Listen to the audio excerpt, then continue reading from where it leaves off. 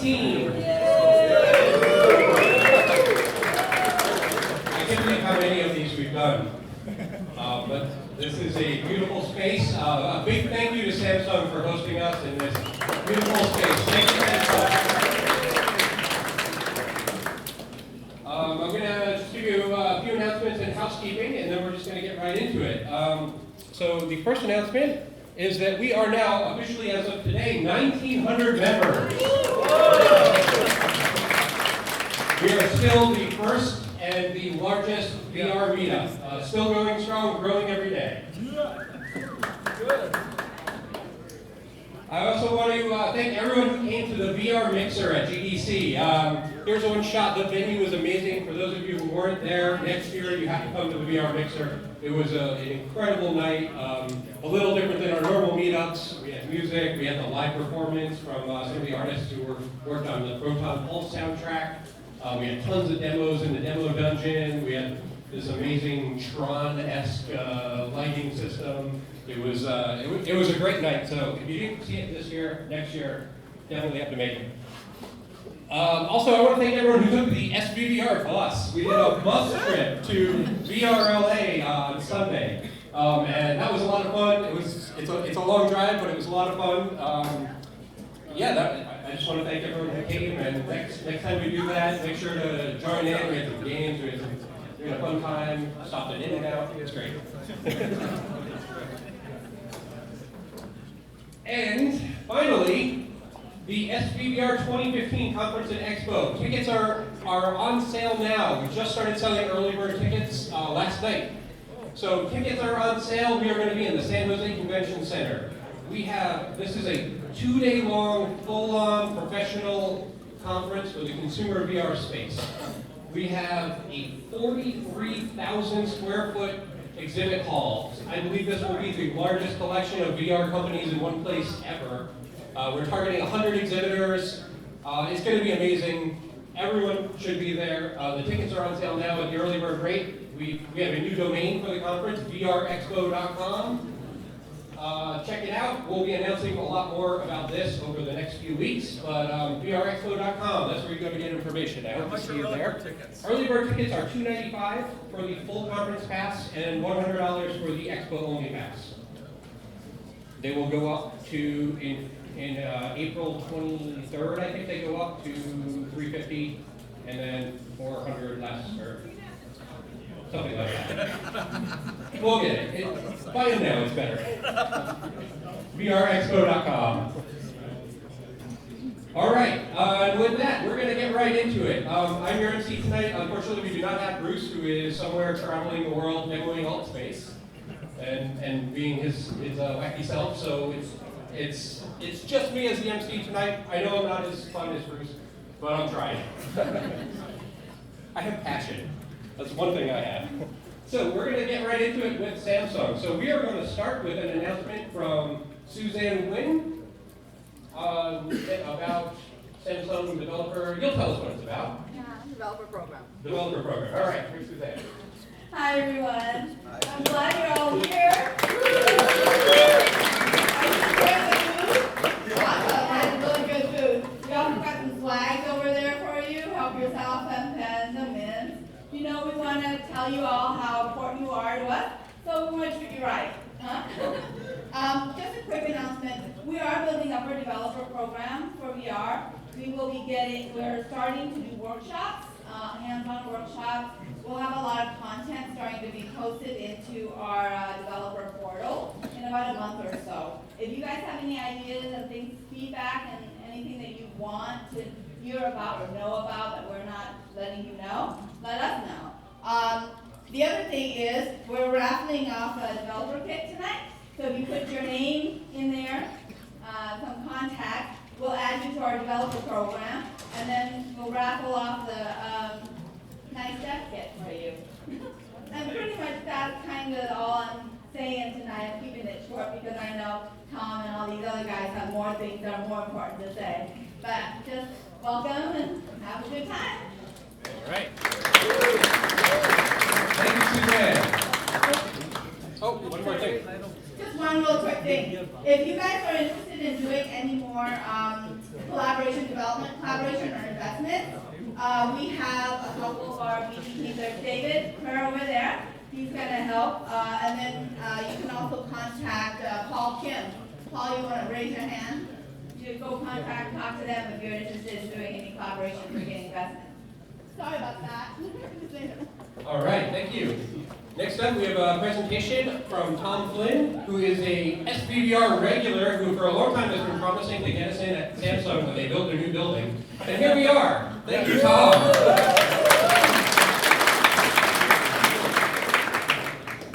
Okay, thank you everybody for coming here and enjoying the food. This took a while to get all situated. This is a new campus that was built recently to house all the different Samsung labs that used to be scattered all throughout the valley, and we put all the research labs in these two buildings. We have these big parking structures, lots of car chargers. We have a gym on the second floor. My group is on the third floor, and we're doing VR stuff, and I'm here to talk to you a little bit about what we're doing. So there's a picture of the campus, and okay, so first we're going to talk a little bit about this general GearVR development, and then talk about what I'm going to be introducing here, which is called the GearVR framework. So your current options right now for developing for GearVR, if you're a game developer, it's pretty easy. You just grab Unity, you grab Unreal, get the plugins, you're done. Develop your game, you have to figure out how many role colors you can handle, all that kind of stuff. But, as far as like actually getting running on a GearVR, you have your GearVR, you're done. It's pretty easy. If you have your own game engine, or you're simply not a game developer, if you are doing medical or educational or something like that, well, you need the nitty-gritty, you need to use the Oculus Mobile SDK and start doing a bunch of C++ coding. You have to do all your own OpenGL calls for like loading in all your textures and doing the appropriate things for this eye and that eye. If you have any push effects, you got to figure out how to do that. I think it's kind of hairy. If you're just a normal Android developer who likes programming in Java, there aren't really any options for you. You pretty much have to go through JNI down to the C++ level and do all your stuff there. You have to pretty much be OpenGL expert. And you have to deal with debugging with the NDK, which if any of you have done that on Android, you know can be really pain in the butt. So, next. We now have the GearVR framework. It's a Java library on Android, built on top of the Oculus SDK.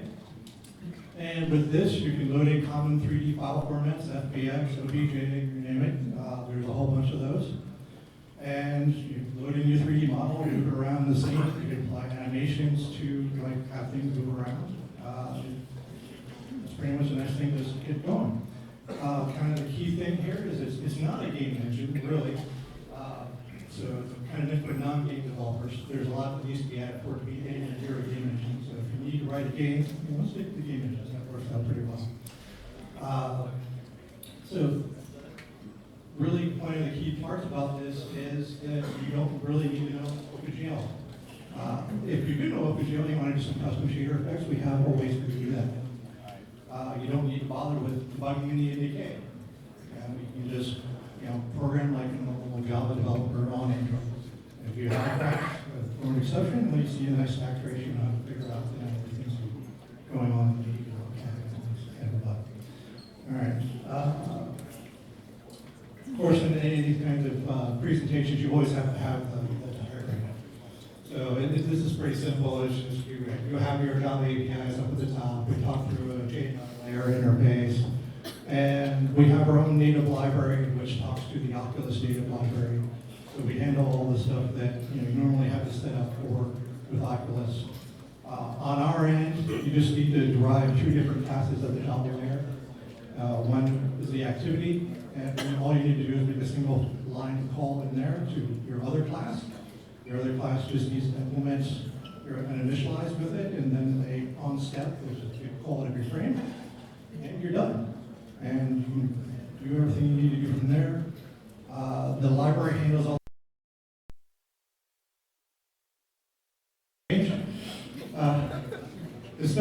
PowerPoint does not handle spacing very well, or syntax. I should have made a screenshot or something. Maybe that'll work better. But what I really wanted to show is like this is the entire program. So, or at least the guts of the entire program. As I mentioned, you just drive those 2 classes. This is the guts of the main class you need to worry about. What we're doing here is just getting the root scene node. We're getting a handle to each of the cameras, left and right one. We're setting a background color on that. Then we're loading a texture. We're creating a new scene object with the texture applied to it. And then we set a position for it, add it to the scene, and you're done. Of course, if you want to animate it or something like that, you can set up the animations here, or if you want to do something every frame where you move it around, then you would do that in a separate function file. But this is all that's necessary to do our hello gear type of sample. So, this is already get you up and running pretty well. This is still a little bit of a work in progress. We have a lot of things that we're going to be building on to this. So I'm going to do that a little bit. We really have to keep this mic right there. Okay, so things that we're building on, coming up. Right now, the libraries we're using don't kind of full level of detail support, so we're going to add that in. We're going to do partitioning with Octree, so you have better through clustering calling and better collision detection and stuff like that. We can load in a bunch of different 3D file formats, but it's really usually quicker to write out to a single binary format, so we're going to add one of those. And then one of the other labs has also developed a sort of VR widget and layout library so you can do user interfaces, and we'll be adding that in the next couple months as well. We have some of our own 2D items where there's a lot of work that went into this, and in doing so we need to support Android Studio. Right now it's Eclipse, but we already have Android Studio support done. We just need to check it into GitHub, which is what I'm going to get to next. I'm going to give you the window. So not only is it available now, but it is open source.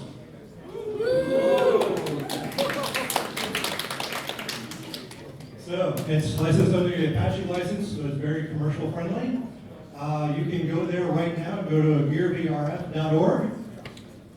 They have contact information, a mailing list set up, so we have announcements, developers, so on and so forth. And we really look forward to seeing what people will be developing with this. Go ahead, check this out. We have the links for going to GitHub, just git clone the repository. We have the programming guide that is set up to walk you through how to build things if you want to build it from scratch. And, so here you go. And I think that's everything, yes. Thank you very much.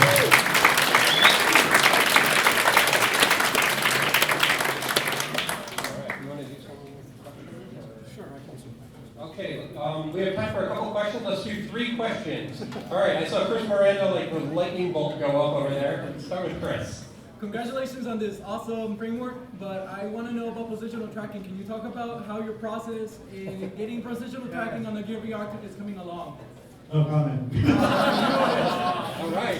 So yeah, seriously, I can't really say much about that because I'm working on the software in here. So the guys in Korea are looking and solving that problem. Okay. Next. Yeah, I was just curious about what you thought some of the best apps for your training.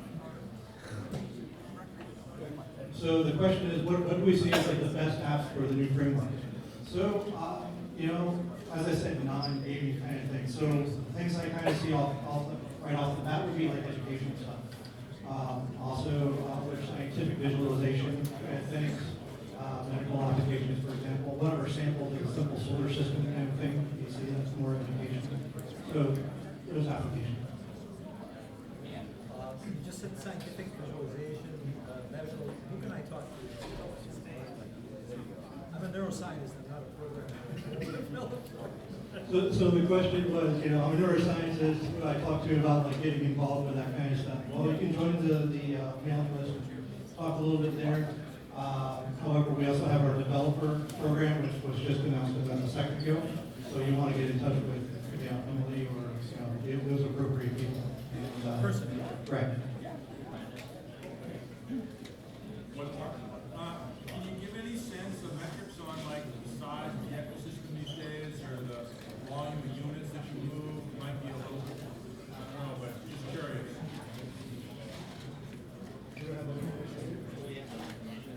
Okay.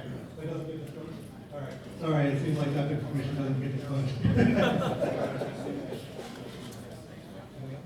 Yeah, that's good. Thank you very much. All right.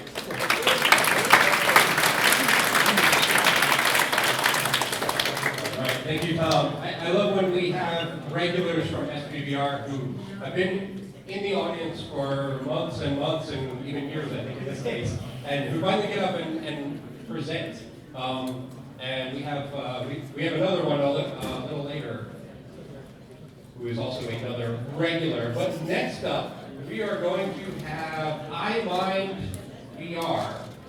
If we find Dan and Nate, there they are.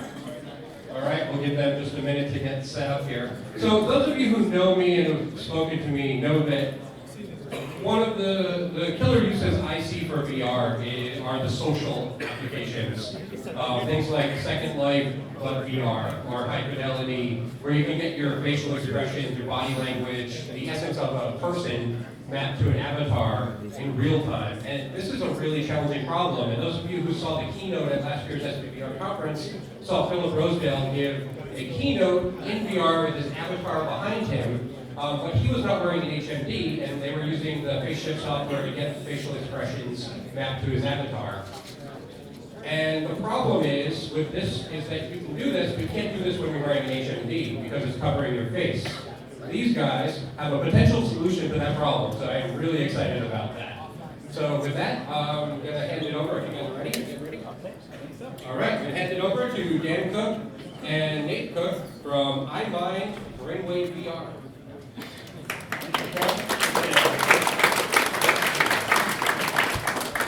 Okay, we're happy to be here with you today. This is a new device. This is a Brainwave Virtual Reality device. It's got brainwave sensors in it. And the sensors are very soft and comfortable. Go right above your eyebrows and also around your eyes. And this little device right here has high impedance amplifiers in it. So there's 4 high impedance amplifiers. There's 4 brainwave sensors in this one. We'll have 8 in the next prototype in about a month from now. And it's got an A-to-D converter, analog to digital converter, and then Bluetooth streams to the laptop. And so we'll have it flowing into the goggles here in a few more weeks. And we've been developing a brainwave engine. It's a Unity engine. It's good for really amazing graphics. A brainwave engine is for doing amazing things with brainwaves and also facial muscle waves. So the waves of the human body, biowaves.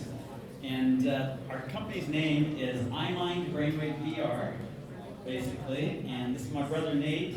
And we've been working together on this brainwave engine software for about 20 years, actually. And we've also been working with Dr. James Flynn. He has a PhD in neuropsychology. And let's go ahead and go through the PowerPoint. So basically, my background's from UC Berkeley. I got my PhD about, go Bears, right? Go Bears! Yeah, go Bears, yeah. I just got my PhD about 22 years ago. And then postdoctoral research in cognitive neuroscience. And my PhD was in semi-classical mechanics, so plasma physics. Semi-classical mechanics is kind of halfway between quantum physics and classical physics, so it's the world of the mind, the world of physical matter, how they intersect, basically.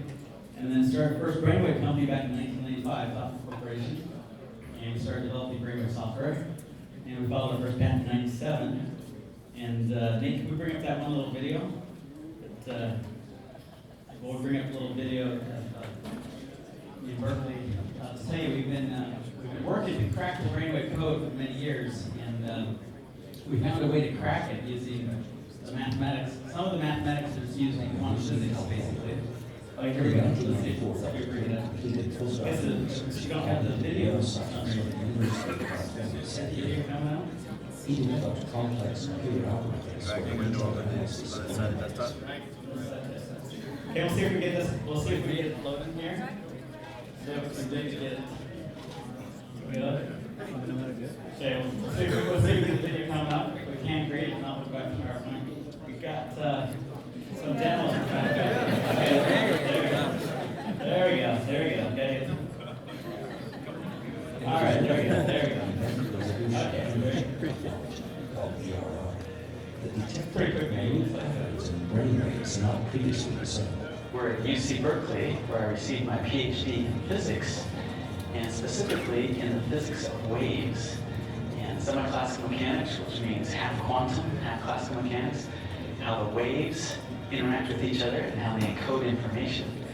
And now we're using some advanced mathematical algorithms that are based on the mathematics of quantum physics to decode brain activity. And the human brain has got about 100 billion neurons in it, and each neuron talks to about 10,000 neighbors, so we're talking about trillions of connections. And there's the signals that are sent through these axons that end up on dendrites, and these signals that connect one neuron with another, they combine together, and they can be measured outside the head in a non-invasive way. And they create electric brain activity and also magnetic brain activity. And this electric and magnetic brain activity can be measured. We can put dozens of sensors or even hundreds of sensors in a thinking cap, basically, and some type of headgear to measure it. And then what comes out are very complicated brain activity patterns. But there's ways to use mathematics and software to interpret these patterns to figure out which pattern corresponds to a movement of a finger or a thumb or a spoken word or a thought. And in this way, we can figure out which brain activity patterns correspond to which muscle activity patterns, muscle activity movements, and which brain activity patterns correspond to our thoughts and our words that we speak and our intentions, because we want to be able to move a cursor around just by thought alone, and to be able to play video games and surf the internet just by thinking. Okay, so that's just a little introduction there. We'll go back to the PowerPoint. And so basically, we wanted to crack the brainwave code to figure out how we can use brainwaves to play video games. And it's a pretty hard thing to do, actually. We've been working on it for a long time, and it turns out the facial muscle waves from your face, they mix with the brainwaves. And your neck muscles, your head muscles, face muscles, shoulder muscles, they overwhelm the brainwaves, because the electrical activity from the facial muscles are just way higher amplitudes than the brainwaves. And so it's a very complex problem. But instead of trying to just always get rid of facial muscle waves, we decided to make friends with it for facial expression recognition from the muscle waves, and the brainwaves right on top. So there's great benefit in the facial muscle waves, actually. Let's go to the next slide. And so basically, what we're developing is brain state and facial expression gesture capturing technology to figure out whether you're smiling or frowning or what are you doing inside the goggles when cameras can't capture. And the idea is to use the human brain and body being an input controller. The next slide. And here's our team. We've got a really good team of software developers and hardware developers. Next slide. And basically, companies like FaceShift have really done a good job and are doing a good job solving the facial expression capturing when you've got 3D depth sensing cameras to capture it.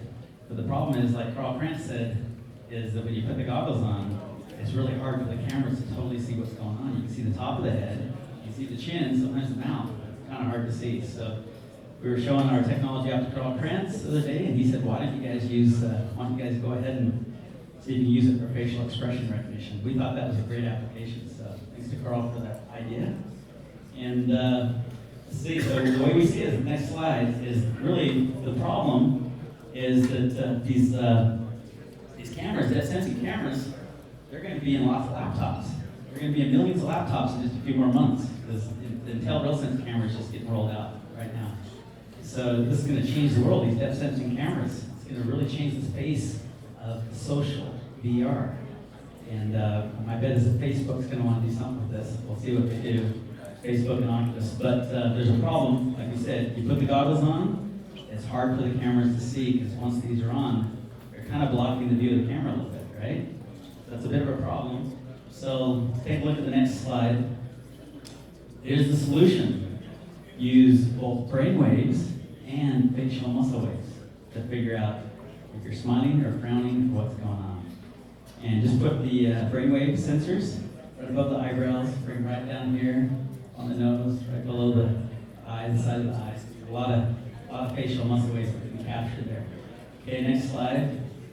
So here it is, also emotion. So the question is, we see that she's smiling a little bit, Mona Lisa, right? But how's she feeling? What's she thinking about? And so that's the other component that brainwaves can bring, capture those emotions. And eventually, we'll get to the thoughts. That'll take more time, but facial expression and emotion should be fairly low hanging fruit to go after. Okay, next slide. So, there we go. So we put the pair of goggles on the Mona Lisa, and we move forward. Okay, next slide. Okay, we published the technology over the years. In the Journal of Neuroscience Methods paper we published 13 years ago in 2002. Anesthesiology Journal, we published our technology just 3 years ago in 2012. Next slide. And basically what we're working to get out this year is, of course, the development kit, a software development kit, hardware development kit, so a pair of virtual reality headset goggles with brainwave sensors embedded, and also our Brainwave Engine SDK software. Okay, next slide. And we're starting to get a little bit of press. So we've got some news reporters that want to do articles about us. We'll start getting we got somebody from Forbes magazine wants to do an article about us. So maybe we'll get to Forbes. Okay, next slide. So here's our Brainwave Engine. Next slide. So basically, this is how it works. Is this right here? The blue waves are raw brainwaves. So think of those as just raw brainwaves coming off the head, like electroencephalography, the electrical activity of the brain, the human brain. You know, you get 100 billion neurons between your ears and behind your eyeballs. They talk to about 10,000 neighbors. That's trillions of connections. So that's a lot of communications per second to decode. And these, in this case, it's like you got the goggles on, you got handheld controllers. You're flying around and controlling that. And the thing is, when your thumbs move or your fingers move, before each finger moves, there's a brain pattern that takes place. So the key is to capture the brain pattern and figure out which finger is going to move before it moves. So that's a pretty big challenge. And what we've done here is here's right thumb press, R, left thumb press with the L. So as you can see, the red waves, you got right, left. And so basically, this particular map's obviously going on to the right thumb press. It's capturing that just from brainwaves alone. This is a study we did some years ago. And this information that captures which finger's moving, just from your brainwaves, is all that information is in the raw data. So that's what our Brainwave Engine does, is it takes you from the raw brainwaves to useful brainwaves. So the raw brainwaves are the blue that you can see are full of a lot of complexity and a lot of noise. So the complexity and noise level is so high that it's really hard to work with brainwaves. But you run it through our Brainwave Engine, and out comes the red waves, and out comes these probability streams to animate video games like ping pong. We got this ping pong video game, this little ping pong demo we want to show you. Let's see if we can bring it up. It's a little ping pong video.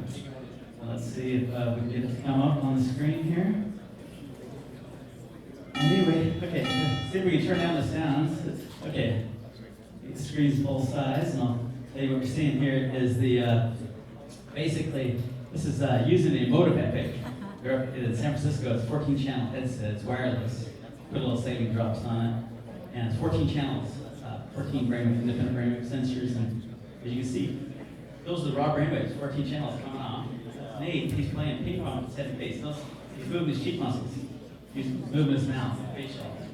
And as you can see, the facial muscle waves mix in with the EEG, the brainwaves. So it's a very complex problem to decode that. And we're running through our brainwave engine 16 times per second. And so it gives a probability stream to control a ping pong paddle.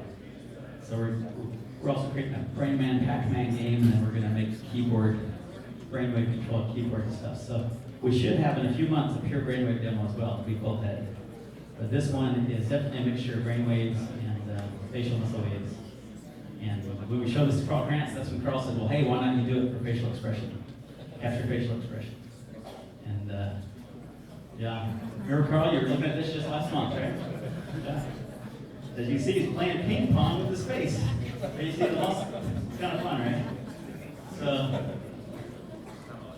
there's that, and it's so we're working to make it so it's an automatic keyboard controller, automatic touchpad controller, so that I'm going to get the development kit out so the developers, so all you developers can have a kit to work with, to start playing with the brainwaves, playing with facial oscillations.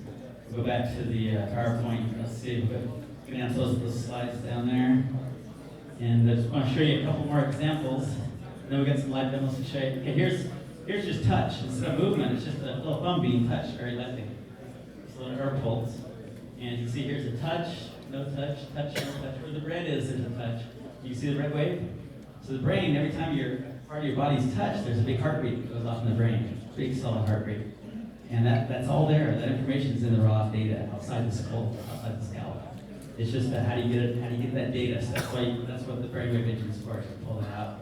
And so the blue waves, those are raw brainwaves. And so you go from the raw brainwaves to the more purified brainwaves that show what part of the body is being touched, which finger is moving. That's what the brainwave engine does. So that'll be part of the SDK. Next slide. Here's an example of a visual. As you can see, there's a lower right, lower left flash. And if you look at it, you can see, and it shows us over here a little easier. So there's the little right flash, left flash, right flash. So it's capturing from the back, brainwaves from the back of the head, what you're seeing. So the information's there, not simple low, primary visual cortex. So you look at the raw brainwaves, they're very hard to interpret, but if you look at the red, it's very simple. It's right, left, left. So basically, just a way to get the meaningful signals to pull them out, kind of like pulling a needle out of a haystack. That's what SDK does. And the next slide. And then this is doing it with facial expressions, so muscle movements. Next slide. And basically, here's how the engine works. It's state A versus state B. So brain state A could be your smile, and brain state B could be your frown. Okay. And then you get your brain waves mixed with your facial muscle waves, and we expand them into a high-dimensional phase space. Symplectic phase space. It's like information from the time domain and the frequency domain represented explicitly, simultaneously. So all information is available. We can code them in matrices. We compare the matrices, and we capture those features that separate. And each brain is unique. Each face is unique. Each brain is unique. So we need to build a set of maps for every human being, for every face, every human being. And then the optimal feature composition map. That map was being used 16 times a second to try to ping pong. So let's go to the next slide. There it is. So the raw waves going through, they get expanded, the map comes in, these are personalized maps, and out come those red waves. You go from the blue waves to the red waves, right there. The probabilities of activation, brain states, facial gesture captured states. So that's the next slide. And so basically, what we see is the virtual reality revolution, the VR revolution is starting. I think everyone in this room believes it's starting. It's going to get big. 2015, 2016, 2017, virtual reality is going to get big, but also the BVR, the Brainwave Virtual Reality. Now that we've got virtual reality goggles and augmented reality goggles up against our faces, head-mount displays, it's natural to load them up with brainwave sensors, put a brainwave engine on it, and start using our brainwaves and facial muscle waves to control things. Okay, next slide. So basically, that's what we're doing, is the brainwave engine, brainwave virtual reality is coming. Okay, next slide. And so there's that. Let's go back just a little bit. Go back to, we'll give one more, just a couple more back. I want to show those, yeah, that's right, a couple more. Okay, right there. Okay, so that, just to reiterate, so from the blue waves to the red waves, and then we're going to show some live stream. And if you want to go ahead and put the live stream on first for the, this is an emotive epic. We'll show you some live streaming brainwaves. See if we can bring that up. We'll stream those brainwaves and then we'll stream them off this one too. So a couple little demos here. Coming up. Okay, that's coming up. It's going to go full screen. Full screen on that. Let's turn them on. Okay, very good. Let's go full size on the screen too. So as you can see, what they are is, that's what you just saw a little while ago, right? The video. But these are now live. It's not a video, it's live. So It's basically Nate there. He's got the 14 brainwave sensors on his head, and it's streaming Bluetooth from his head to the laptop. Is it still going? Stop. I'll maybe you guys stay a little closer. But see if you can get it going. He has a pickup again. Streaming there for a minute. See if we can get it going. See if we can get it streaming. Maybe, okay, is it going? Maybe stay close. Okay, maybe just gotta stay close. We've got a lot of signals going on in the room. Sometimes you get several feet away. But basically, yes, maybe get really close. Maybe it's weak. Maybe the thing's really weak here. Maybe really close. I'll make sure this one's got the signal too. Okay, so here we go. So you can see it's streaming a whole foot from the head to the laptop. Usually it works more than 10 feet, but a whole foot right now. But this is it's emotive just up in San Francisco. And as you can see, it's kind of, he moves his head and face. It's a little different information coming out. And maybe do some eye blinks there. So you see the eye blinks in there? Maybe some eye rolls. Okay, you see his face there? See that? Okay, see that? And while he's doing that, keep doing some fun stuff, Nate. While he's doing that, James, come on, go ahead and put these on. Make it work.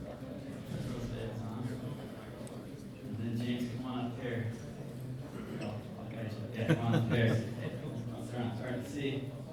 James is going to be wearing these guys, and these have the 4 brainwave sensors in them. We're going to turn these on a bit. In there, it's the Anchar works flying through the asteroids for the brainwave sensors. There's the amplifiers up here, the inverter on the top. Is there, James, got a good view? Is it adjusting good for you? Yes. Okay, that's good. And so Nate, let's go ahead and switch over to the, let's bring up that one that is the debug version, I think. We just compiled. Just give me a minute. Coming up, so see if you can bring it up. Okay, so this one, we're going to bring it up on the screen in a minute. And these brainwave sensors are broadcasting Bluetooth right now. And we'll see how far James can be away. Oh, yeah, bring it up that one. Okay, very good. Okay, let's make it go full screen too. Yeah, full screen on that one. Okay, so this one's got some very soft brainwave sensors in it. But James, can you feel those brainwave sensors right now? Yeah. You can feel them?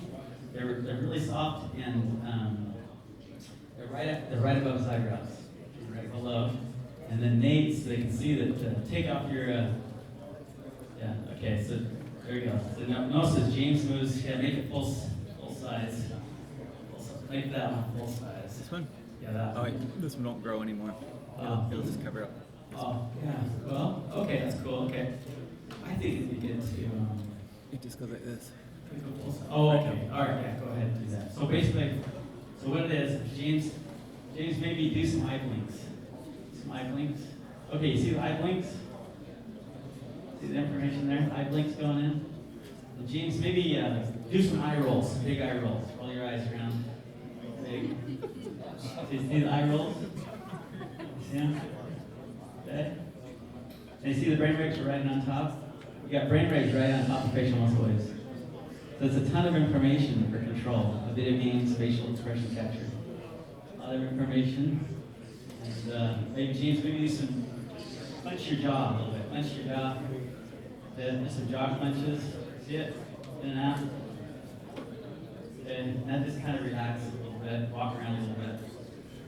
There we go. There we go. Very good. And then there you go. So there's James. I don't know what he's doing. Hey James, maybe roll your head around a bit. Roll your head around the circle. You can see there's some neck muscles that are going into the brainwave sensors. There's definitely neck and shoulder and head movement stuff. This is not accelerometer or gyroscope. This is just really electrical signals coming up in your face. Those muscle waves and brainwaves. So I think you get a pretty good idea of how it all works. And that concludes the presentation. I don't know, Carrell, is there time for questions and answers? Yeah, let's do a couple questions. Couple questions? Okay, a couple questions.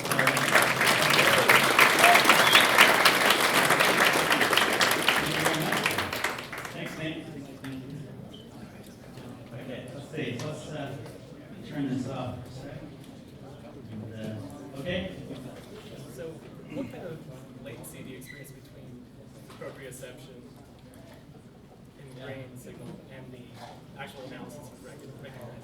Yeah, that's a good question. That's the latency. How much latency from like a little finger touch, a little proprioception to actually being able to capture it. So Yeah, right now it might be several milliseconds, maybe several tens of milliseconds. We hope to get it way down. So does way that down.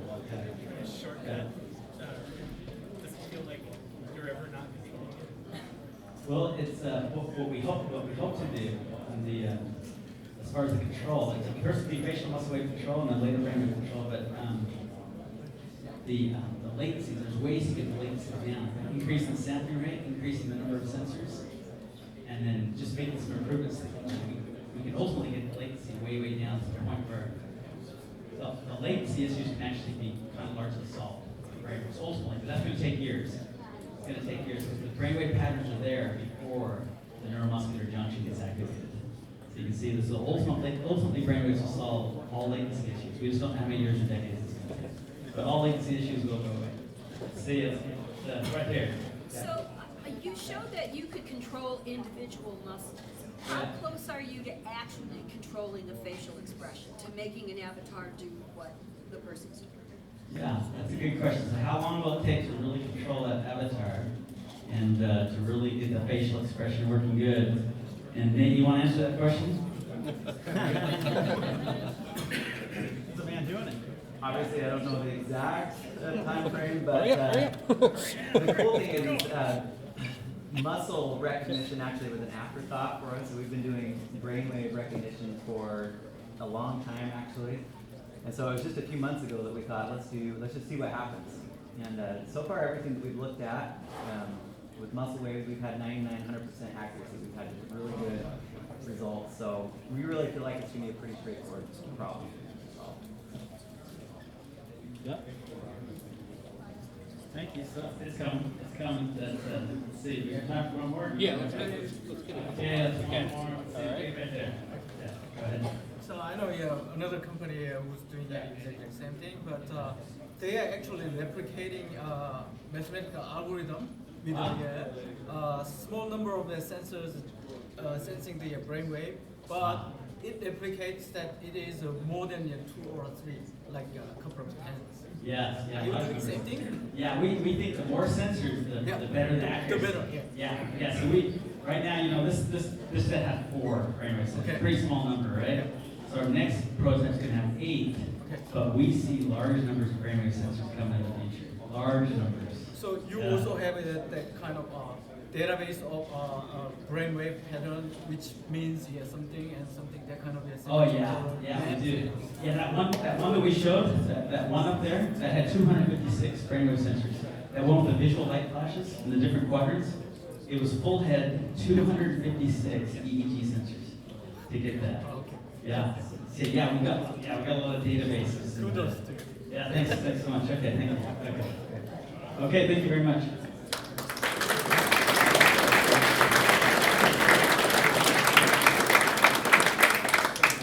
Awesome, thanks guys.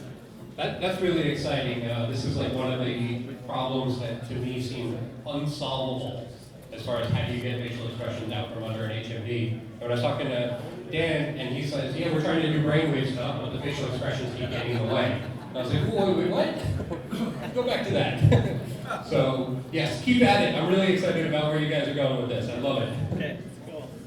All right, next up, we are going to have another SVVR regular, Matt Carrell of Stompz.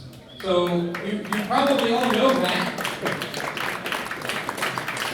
We'll give him a minute as he comes up here, but Matt has been showing us and demoing Stompz for probably about a year now at SVVR, something like that. And he is finally on Kickstarter. So support his Kickstarter. Thank you. All right, let's get you wired up here. Activate. All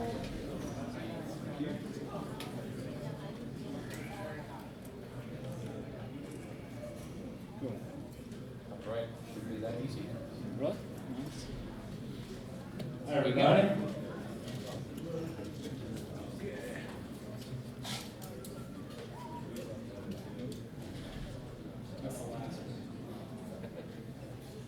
Good. There we go.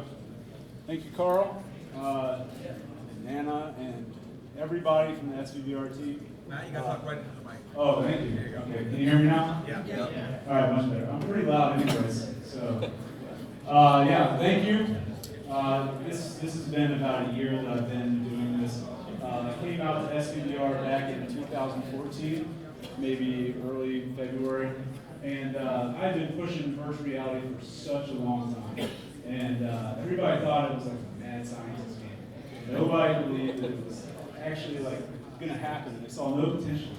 And so I had this great idea for a wearable sensor that would let you walk in virtual reality, but nobody got the virtual reality part, so they couldn't get back to the wearable sensor. Now this is what I do. So, anyways, I went to SVVR and I set up a little demo in the back. Hadn't really had any kind of good words about this thing, and all of a sudden I have a line of people who are just sitting there waiting to try out my demo. And I got goosebumps. I had journalists, trying to get information from me and do interviews, and all of a sudden I realized this is where I belong. These are my people, virtual reality enthusiasts, the believers. So, that's why I appreciate being here and having this opportunity to talk right now. Because if it wasn't for SVVR, I definitely would not be here where I am today. So let's talk about what I'm doing, Stompz. So what is Stompz? It's a wearable sensor. We have a demo set up in the back. It's just like most virtual reality things. You have to try it to truly understand it. So I'm going to give you an explanation of it, but really I'd appreciate if you actually go put them on and take a stroll through virtual reality. Because that's what we let you do. We let you explore it. So what we're doing is we're doing IMU-based tracking that takes your gestures and inputs it as a game input. So basically like a keyboard or a gamepad, it lets you just walk naturally, and it takes care of the rest. So that's the idea. 9 degrees of freedom, does the gesture recognition, and it's compatible with any game because it plugs in as a human interface device. Right, so because it plugs in as a keyboard or a gamepad, it automatically works with anything. So you can take a stroll through Skyrim. You can walk through Half-Life. We have videos of my girlfriend doing that online. So yeah, it's a pretty cool idea. The hardware is the hackable part. So what we've done is we've made it so instead of SDKs or APIs, you actually customize the hardware itself. So you program the hardware based off of your gestures to do the things that you want. So we have focused on virtual reality locomotion. That's my passion. I have a history in it, but it also can be used for anything that you want. So you can hook it up as a flight controller or as a steering wheel and a foot pedal. So you can use the same inputs, the same IMU controls as keyboard inputs or gamepad inputs to do whatever you want to do. So it's kind of our power, the idea behind it. We have this user interface here, really simple, basic. We do plan on coming out with an API or SDK. I know I just said that we're not going to do that, and we're trying to help you by not making it portable to another game, but we're going to do both. Right? So the idea is we'll give you the raw inputs, and we'll also make it really simple for software developers who don't necessarily know how to take raw accelerometers. So we'll also have modes set up so that we can do that flight control, so we can do that driving control, anything that you want. Right now it's USB input, so anything that takes a USB this will work with. So Android, PC, Mac, it just plugs in and plays. So you don't have to do any kind of crazy configuration. You don't have to beat your head against it to make it work. It's just going to plug in and go, right? So that's what we've been working on this whole time. We're going to make Bluetooth. I know we're sitting in Samsung, so to say it doesn't work with Bluetooth is kind of like heathen right now because GearVR, you have to have Bluetooth. It took away my USB ports, so I'm going to put Bluetooth in. That is the answer. We're working on it right now. And like I said, our focus has been on VR, running in virtual reality. So I've been doing this for about 5 years. These are all of my failed ideas, right? The old crazies. I actually worked patents for most of these. The top left cage, like a little bird cage thing, was a supporting structure that lets you run around in virtual reality. You have omnidirectional wheels that you would strap to your feet, and it would let you work, instead of like a roller skate, think of more like being barefoot on the ice, where your feet just kind of go whatever way that it could go, break your ankles, terrible idea. So that went in the waste bucket. Down here we have an omnidirectional treadmill, slide mill. It's just a helpless supporting structure. I worked with a provisional patent for that back in 2012. That is me with a pair of shoes with some slick plastic on the bottom and an Altoid stand that held wireless optical mouse that every time you push your foot back, it tells you forward and sticks. Okay, so that was my original solution. You can see how showing that to some investors didn't really win me any points. So I didn't get a lot of action, a lot of movement on that. So I just kept pushing forward, kept evolving it. So I went to these ankle sensors up here, and that was the first thing I brought to SVVR back in the day. It was just 2 accelerometers. When you move your feet in the pattern, recognize that yes, this guy wants to go forward right now. Let him go forward. The power of it is that you can do it sitting down or standing. It doesn't matter as long as you can make the pattern. You're good to go. I had something with it. I knew I did, but there was a lot of barrier there for users. They didn't like the simple movements. Because if you just move your right foot, you would straight right. If you just move your left foot, you would straight left. Straightening is very bad for virtual reality. Just if anybody's making VR games, straightening makes you super sick. So just forward, like that allows the things forward backwards, lets you turn with the body. So that's what we went to. Stompz. Stompz is the one that we're working on right now. It's that foot horn sensor that you saw on the very first slide, and it is a full solution. So after all of that development, all of that evolution, pivoting multiple times, changing how the form factor looks, iteration after iteration, why did we go with this solution? Which is just a foot horn sensor, took away all the furniture, made it super accessible, and that's the first one on there. Immersive, hands-free gaming. Okay? We don't want the furniture, it's expensive, it's cumbersome, it's not wife-friendly. So what we're going to do is we're going to make it really accessible. Stick it in your pocket, you can walk to a friend's house, and you can still use it. We're also going to make the movements natural. One of the best parts about it is that you're walking in place just like you would, if somebody told you to walk without going anywhere, what are you going to do? You're just going to walk. And that's the biggest problem with virtual reality, right? How do I let you run in virtual reality without you running smack into a wall and breaking it? Right? And that's the difficulty. There's just a barrier there, right? So how do I solve that problem? And the answer is that you don't go anywhere, right? That is the solution. That's what everybody's doing. The Omni, you're being constrained. It's keeping you in one spot, static. This way, you get that one there, the realistic feedback of your feet hitting the floor, and you're actually getting that, I feel like I'm moving. So it's that tactical, haptic feedback that says, yes, I am running. Okay? Unrestricted movement. We have awesome things like, first of all, the Lighthouse. Lighthouse is coming out. That seems to be a big buzz for everybody. Valve just released this Lighthouse, which is absolute positional tracking in a massive volume. Of course, we have 6ins who have been doing that for a long time. But what is the power of that? The problem with absolute positional tracking is that it tracks you absolutely. Right? If you wanted to walk forward, you literally have to walk forward. Right? So it's going to track every single one of your movements.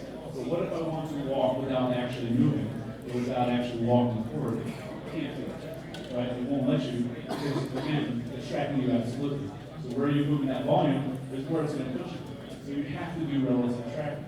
So that's the power of this, is that it does not give you any furniture, does not hold you in one spot.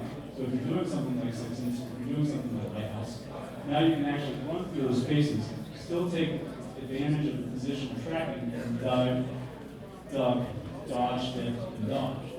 Right? And you can do all of that and still be running through your game. Thank you.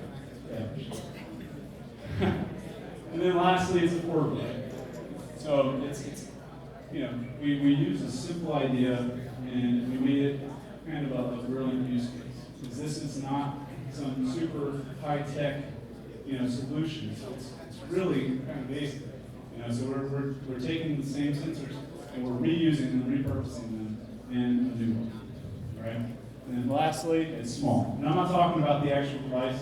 In this case, I'm talking about us, the team. We're small. I'm not small. But the team is small, right? We're the little guys. We're SVVR. We've been here, grassroots, doing this for a long time, and we've been just trying to make it happen. So we're hustling. I just got back from Denver. I apologize. I'm kind of all over the place. We were in LA right before that. My demo's kind of half-cocked right now because we have only parts of it, but it's ready to go. So yeah, stuff. So what we need is our help. Kickstarter is going on right now. We can use your support. We're trying to make it happen. Thank you to everybody in here who's already backed this. We really appreciate it. Kickstarters are crazy. And if you guys are planning on doing Kickstarter, please come see me. I have learned so much about Kickstarter, good and bad. Yeah. All right. So yeah, that's all I have. Also, if anybody here is doing software or working on any projects that you think could use some VR locomotion, we need content. We're dying for content. If you go over there, I'm not a software guy. I made this little zombie game. It's a lot of fun. Come check it out. And thank you.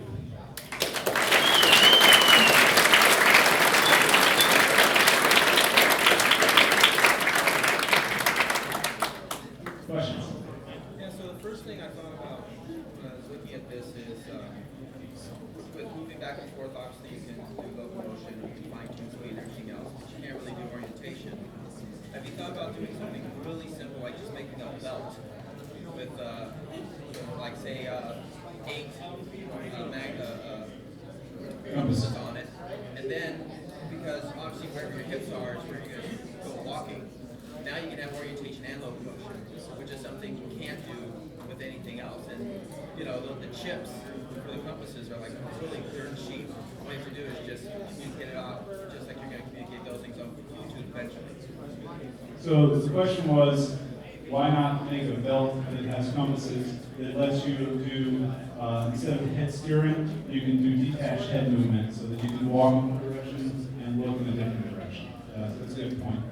So fortunately we have a 9-dot sensor in this, and we do have compass in both of the sensors. So it is doing it? So we can do it. Right now we're not doing it, but that is on our agenda. Yeah, so that is a good idea. Any other questions or ideas? What's up?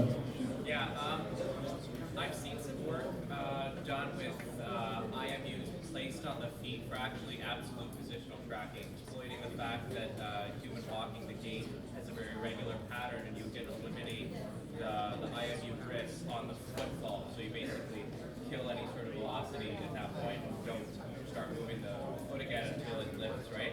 And the results that I saw they were getting were quite impressive. I think they got a cumulative error of maybe 3%. So like they were able to like navigate a building and like almost get a good loop closure.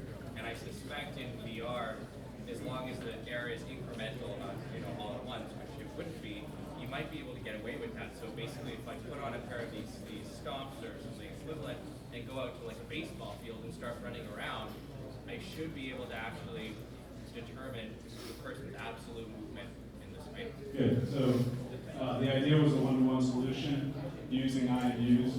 First of all, IMUs will always have some drift, right? So they still had some error in there. Right. Right, but I'm aware of that. But if you exploit the fact that the right, and that's the feet answer. is very regular, right, then you can eliminate that drift That's completely true. on the football. Yes. So that is true. What he says is absolutely right, and that is there's research that's being done to do perfect IMU tracking of the feet one-to-one, and that's a great solution. There are better things out there to do that. You know what I mean? 6 Sense, STEM, they do it, right? Lighthouse will be doing it. And the issue, again, is that volume, right? Where are you walking? Do you have a basketball court to walk through? I don't, right? I mean, I don't have a huge field, and if I did, I don't know if I'd be comfortable being blinded and just leaving it up to the whim of, running into football or whatever. So yeah, that it is doable. In fact, Game Face is in the house. Game Face, I hooked Stompz up to Game Face. We can set stride to a user's natural stride so that it is one-to-one, as long as they don't change it, right? But, so yeah, the immersion was unreal because it is your step. And every time you take a step, you are moving that degree in virtual reality. So it's, yeah, dangerous, very dangerous. Especially in environments like this, like everybody's normal office, not a good idea. But it is something that will be done for sure. But, and that goes back to the idea of why aren't we doing that? And it's because you want to play VR in your office, in your living room, not on your basketball court. I'd like to talk more about it. All right, any other questions? No, you let me off the hook that easy? Okay, what's next?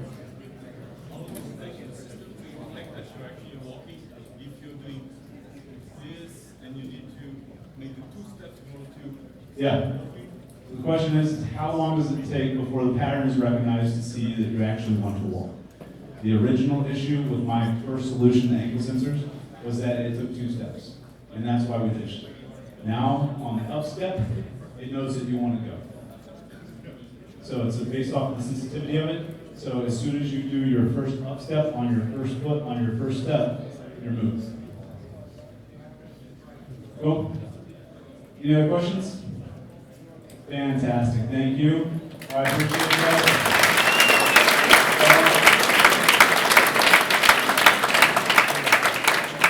Awesome, thank you, Matt. You should all support his Kickstarter. It's $100, right? That's right, yeah, I do have a Kickstarter. Yes, it's $100. It's an organic solution right here from our community. We love it. Here's a guy who's devoted years of his life working on solving this problem. He's gonna get this. All right, we have a couple community announcements. First off, I want to remind everyone, whoops, what's going on there, about our job board at svvr.com/jobs. We just had like 8 posts up today of new jobs. If anyone is looking for work, there are jobs here at High Fidelity, Leap, I think I saw a Samsung Accelerator job, Sensix, Google, they're all across the board. There's tons of jobs. Everyone in VR is hiring now. All of you should have an opportunity to work in VR if that's what you're passionate about. There are a lot of jobs out there. I'm sure Samsung has some jobs themselves. I have 3. 3, right here. Look at this. Work for Nick Carrell. They're marketing. Marketing jobs. Yes, you don't have to be an engineer. 2 over here in Confluent Group. Or engineering, I believe. All right. So now I want to open it up to community announcements. We're going to start with John Oates, who has 2 announcements for us. Both of which are, well, one of which is SVVR related. I'll take it away, John. All right, real quick, right before the SVVR conference is Maker Fair in Bay Area. And last year we did our first appearance at the Maker Fair, which was successful. We did over 2,000 demos of people in VR. We only had our DK1s, we had about 6 people there, all during the whole weekend. So we want to do that again. We have a bigger space. Clearly know that a lot has happened in the past year. So we're going to be doing that between now and next meetup. We put out a note to the list probably looking for volunteers and content. We want to do a whole spectrum, everything from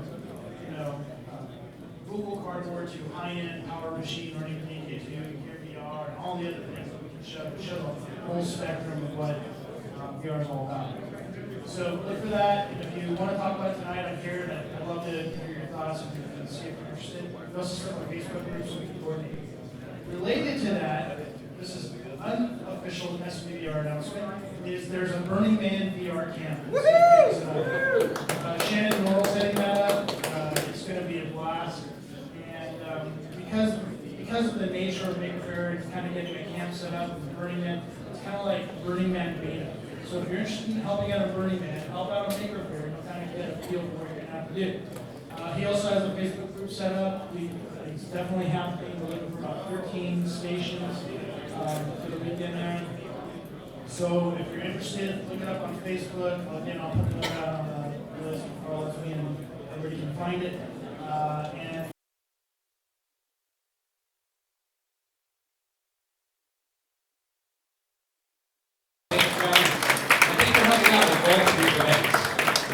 we really count on you guys to help, in particular with the Maker Fair, because it literally is the day before our conference. So obviously we do not have a lot of bandwidth on the SVVR team to put into this. So it was pretty much all volunteer run last year, and so I have you guys to thank. It's also the one time a year where we show VR to the non-developer content creator VR fanatic community, where we're actually evangelizing VR to the public. And I think Maker Fair is the perfect place to do that. And also VR Camp is very exciting because I've never been to Burning Man. I've always wanted to go, and this is the year I'm going. There's finally something that's going to get me there. So really excited about that. I believe we have a couple more community announcements. I think Mike Aratow is somewhere, wants to announce something.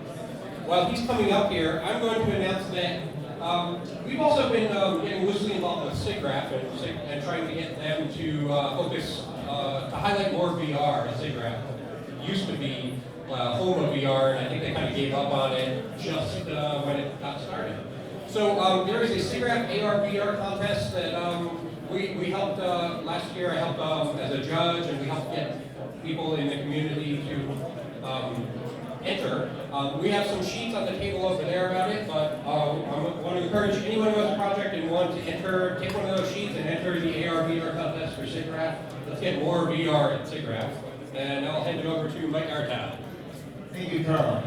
Hello, everyone. Good evening. Anyway, I'm Mike Artow. I'm co-founder of VRecover. I'm also a member of the Web3 Consortium. And many of you know that the consortium sponsored organized a hackathon last October. And backed by popular demand from the participants there, we're going to have another one. We had some challenges finding the venue, but I think we've got one almost nailed down, and we have a new date. It's going to be in April, but now it's actually the weekend right after the SVVR conference, so we're going to have a VR week, right? And so it's going to be May 22, 23, 24 in San Francisco, so please mark the date. VRhackathon.com. Just keep looking at that site. You should be able to sign up and get more details there. Thanks, Carl. All right. Thanks, Mike. There's one more community announcement that I just remembered. That is the 3D Web Fest is also accepting VR applicants, and we would like more VR at the 3D Web Fest. I believe this is their first year, but we want a strong VR showing. So anyone who has a appropriate application, please enter the VR web. I believe it's vrwebfest.com, or I'm sorry, 3dwebfest.com. Search for that, you'll find it. All right, does anyone else have any announcements? All right, Tom does. Just want to say one last couple of things. First, I want to thank Emily, Kim, and Blake Malcolm for helping me set this up.